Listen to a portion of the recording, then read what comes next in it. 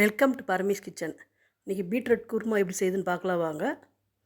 Beetroot பொரியல் தான் செய்திருக்கோம். நம்ம குருமா வச்சு ரொம்ப சிக்கன் ஸ்லோயில் ரொம்ப நல்லா டேஸ்ட்டாக இருக்கும். ஒரு 1/4 கிலோ பீட்ரூட் நமக்கு கழுவி க்ளீன் பண்ணிவிட்டு சின்ன சின்னதாக கட் பண்ணி வச்சுருக்கேன். குக்கர் வச்சுக்கலாம். குக்கரில் தான் தாளிக்க போகிறது. குக்கரில் 2 டேபிள் ஸ்பூன் எண்ணெய் ஊற்றிக்கலாம். இந்த சாதத்துக்கு, சப்பாத்திக்கு, தோசைக்கெல்லாம் ரொம்ப நல்லாயிருக்கும். எண்ணெய் காஞ்சோடனே கடுகு, சோம்பு, பட்டை, லவங்கம் சேர்த்துக்கலாம்.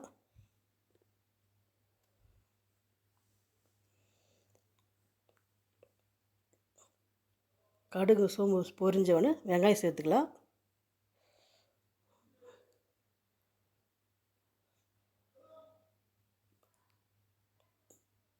வெங்காயம் 2 பச்சை மிளகா, கறிவேப்பிலை கொஞ்சம் சேர்த்து வெங்காயம் நல்லா வதக்கிக்கலாம்.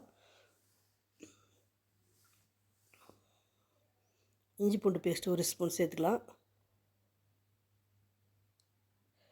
இஞ்சி பூண்டு பேஸ்ட் நல்லா பச்சை வாசம் போக நல்லா வதக்கலாம். வெங்காயம், இஞ்சி பூண்டு பேஸ்ட்டெல்லாம் நல்லா வதங்கின பிறகு நம்ம தக்காளி சேர்த்துக்கலாம்.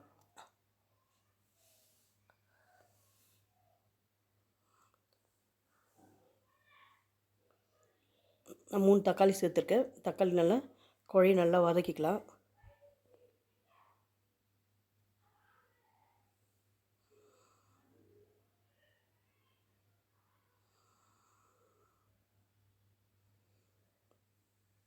தக்காளி எல்லாம் வதங்கின பிறகு மஞ்சள் தூள் 1/2 ஸ்பூன் சேர்த்துக்கலாம்.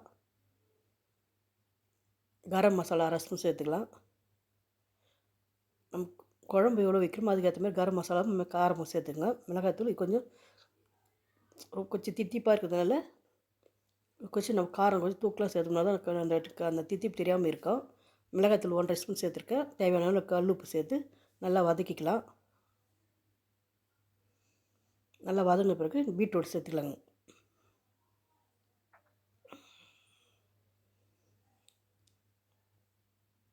பீட்ரூட் சேர்த்து நல்லா வதக்கி எடுத்துக்கலாம். வதக்கிட்டு நம்ம வதங்குறது தேங்காய் 2 பீஸ் தேங்காய் சோம்பு போட்டு அரைச்சி எடுத்துக்கலாங்க. சோம்பு 1 ஸ்பூனும் தேங்காய் 2 பீஸ் போட்டு நைஸாக அரைச்சி எடுத்துக்கலாம்.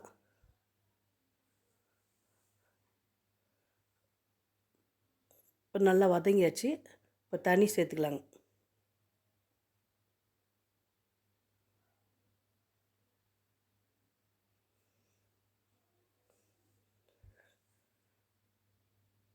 ஒரு டம்ளர் தண்ணி சேர்த்து நல்லா கொதிச்சிடும். தேங்காய் அரைச்சி வச்சுருக்கீங்க. தேங்காய் பேஸ்ட்டு அதில் சேர்த்துக்கிட்டு நல்லா கிளறிக்கலாம். கிளறினோம்னா நம்ம தண்ணி எவ்வளோ தேவைணுமோ அந்த அளவுக்கு தண்ணி சேர்த்து நல்லா கிளறிட்டு திக்காக வேணுமோ அதுக்கு தண்ணியாக வேணும் தண்ணி அதுக்கேற்ற தண்ணி சேர்த்து நான் ஒரு 1.5 டம்ளர் தண்ணி ஊற்றிருக்கேன். நல்லா கிளறிட்டு குக்கர் மூடி போட்டு வெயிட் போட்டுக்கலாங்க. கடாயில் வச்சு கொஞ்சம் லேட் ஆகும். நம்ம குக்கரில் வச்சோம்னா ஒரு 2 சவுண்டில் குருமா ரெடி ஆகிடும்.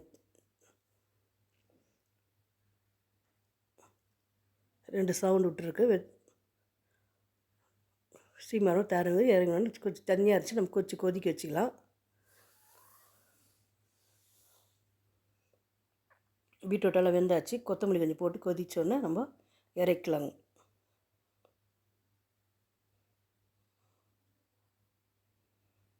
இந்த சாதத்துக்கு, சப்பாத்திக்கு, தோசைக்கெல்லாம் ரொம்ப நல்லாயிருக்கும். நீங்களும் செய்து பாருங்கள். பீட்ரூட் குருமா ரெடி ஆகிடுச்சு.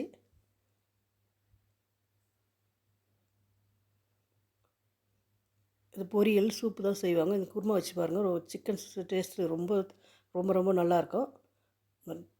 பீட்ரூட் குருமா ரெடி ஆச்சு. இந்த வீடியோ பிடிச்சிருந்தா லைக் பண்ணுங்கள், ஷேர் பண்ணுங்கள், கமெண்ட் பண்ணுங்கள், சப்ஸ்கிரைப் பண்ணுங்கள்.